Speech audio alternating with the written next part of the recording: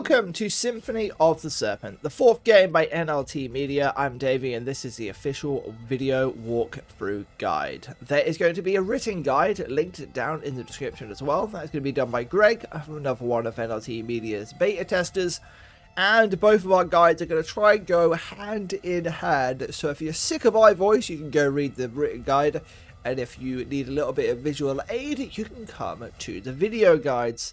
We will try our best to keep them in line. It's not going to be perfect, but if you then get confused, you can always head into NLT Media's Discord. A link to that is going to be down in the description. You can come in there, you can ping me, you can ping Greg, or you can ping one of us beta testers and be like, hey, I've looked on the guide and I'm still confused, can you help us? And one of us will be able to help you out as fast as possible. There's also going to be links down in the description for the games if you'd like to go check out the games or all of the other games that NLT Media has made. Maybe Symphony of the Serpent is the first one you've discovered.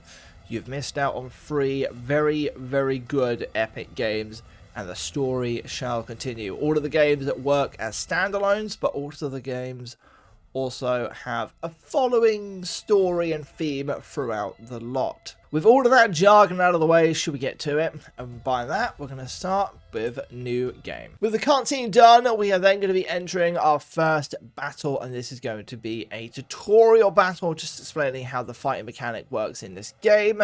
There may be tweaks in the future. I cannot guarantee. We are in a beta test phase. It is going to be updates to updates. But for now, this is how the fighting mechanics works. If there's any tweaks made, I will make a video amending that and teaching you how to do the fighting mechanics. But I don't think we expect to see huge changes. As you can see, all the attackers, they have a little number above their head. He's going to take 2 hits to take down. This guy is going to only take 1.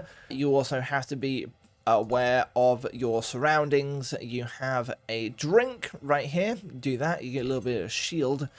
If you attack the guy from behind, the green spot is a weak spot. You hit him, he does no damage to you.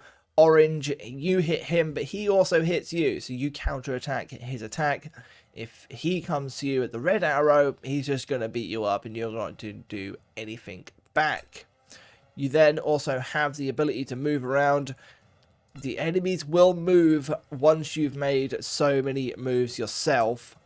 It's a lot easier to work that out once you start playing, and we also have the environment to use to our advantage. We're first just going to swap this trash bag. He's going to hit the guy, and that is 1 down. We're then going to be able to go pick up this green shield juice, and as you can see, the enemy has turned yellow. If I keep moving, he's turned red. Move again, and he's then going to move. So I need to get away from this dude so I can hit him from either the side or the back. So I'm going to run down there, come down here. He moves again. I'm free to hit him from behind.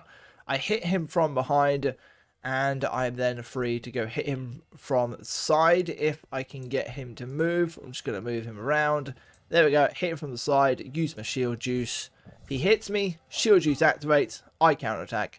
And he dies, but unfortunately Ethan also goes down because this is a scripted fight. After a little bit more of a cutscene, we're able to pick our name. I'm going to stick to Ethan just to make it nice and easy. You guys can change it to whatever name you wish. During the conversations, we pick up an unknown item. We have no idea what this does, but it's a mysterious piece of jewelry.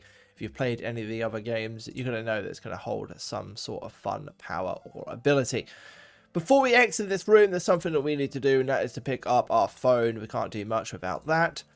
With that, we're then able to open the options and also save the game. So we're going to save the game right here, and you will see that we have an autosave. Do not rely on the autosave. Don't rely on it. Always make other saves as well as we go along.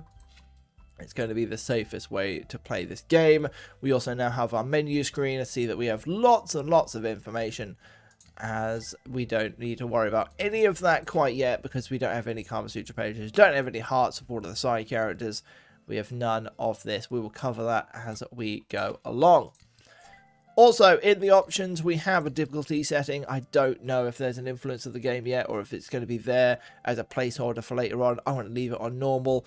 You can do whatever you please with that. We also have in the options the movement speed, the volumes, and the speedrun mode. If you would like to skip all of the story and just blast through the game, you don't see any of the cutscenes, you don't see any of the Jews. You're just playing the game and solving all of the fights and puzzles. Movement speed, in the last games, I've always told everyone just to put it on fast. Don't put it on fast because the fighting mechanic also runs off this movement speed. I'm going to keep it on normal. It gives you a little bit more control in the fights. And with that, we can exit this room using the nice new isometric view, which I do enjoy. And we're going to come into the main lobby of the hospital. We're going to speak to one of the family that have adopted us or taken us in, and we are then going to continue the story. After another lengthy few cutscenes, we have met Alexander, so we have a business card for a phone contact with him. We are now at the Miller's household and in our bedroom. Before we head to bed for the night, it's time for us to go brush our teeth and have a little bit of a shower. Doing that, we're going to head upstairs and walk to this doorway. Somebody is in the bathroom, and this is where we'll be giving our first little choice. We can now view scenes, or we can choose to skip scenes depending on if we are interested in that character or not. By clicking the red one, you will still get the story aspect, you will just not see the lewd content. We are going to walk away because I can do that in this tutorial and YouTube will like me.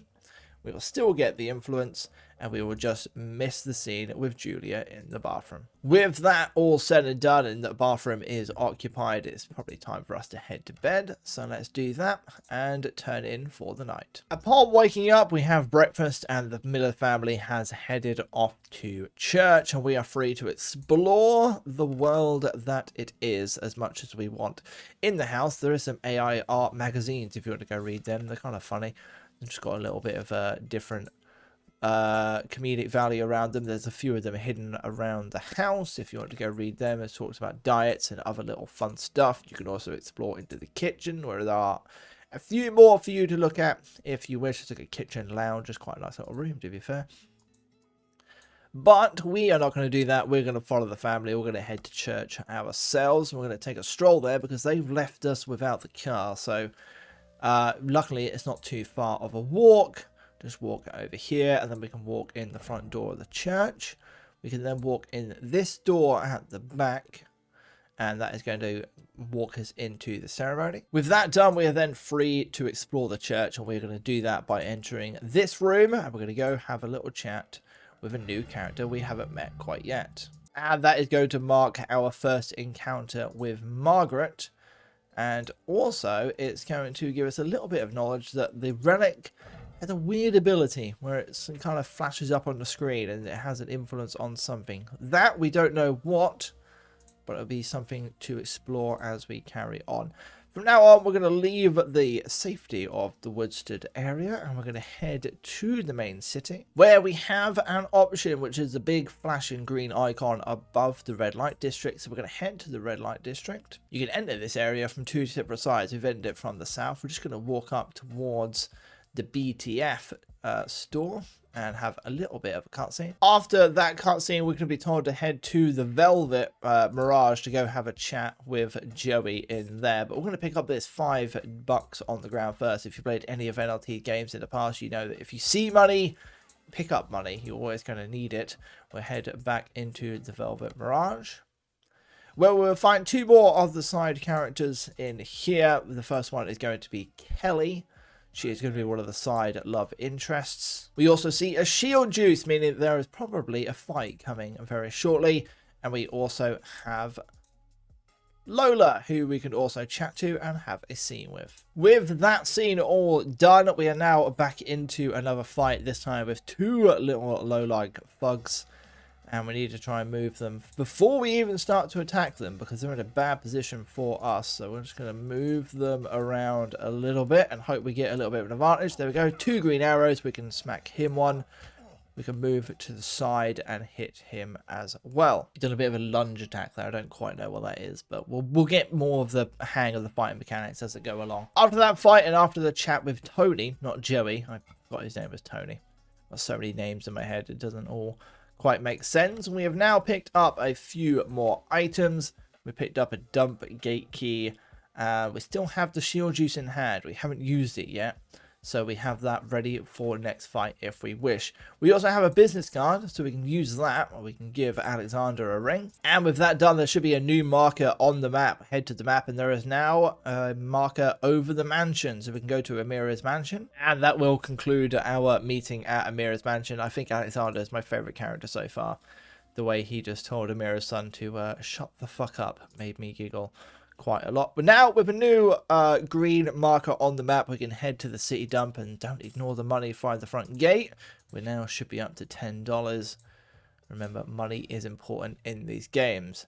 Once we're inside, we just need to tell the security guard that we're free to be here and tell him to heck off. He'll come up to you, he'll tell you what the hell you're doing, then he'll flash your badge and he'll get out of your way, allowing you to explore further into the dump. So far, we still don't have a map. A map is in development, so you just have to follow along the best you can. So far, there's not much of a place to get lost, but our mysterious relic has flashed up at the bottom left of our screen once again, very much like how it did in the church. And up here, we have a little bit more cash to pick up.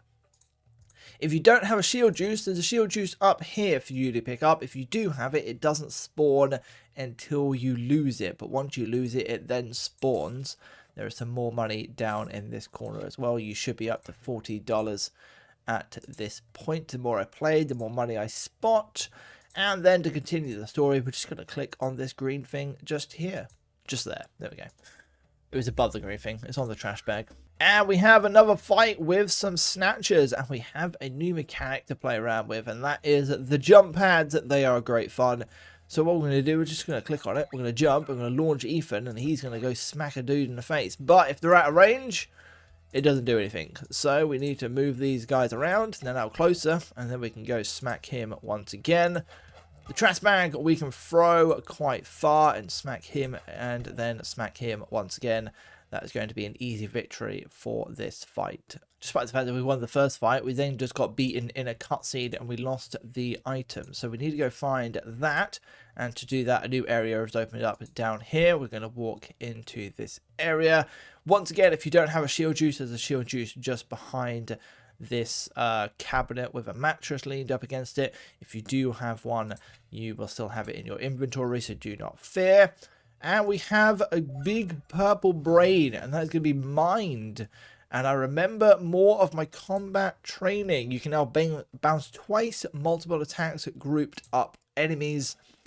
So now when we jump on this guy right here, we're going to hit both of them at once, which is very, very handy. We're going to let these guys move forward, jump, and bounce. Despite the fact that we're attacking them from the front, it doesn't matter. It counts as an aerial attack, meaning that it just doesn't really impact. We don't take damage, which is what I'm trying to say. He is now facing away from us, so I'm going to go attack him from behind. He's going to move, so I'm going to let him move first.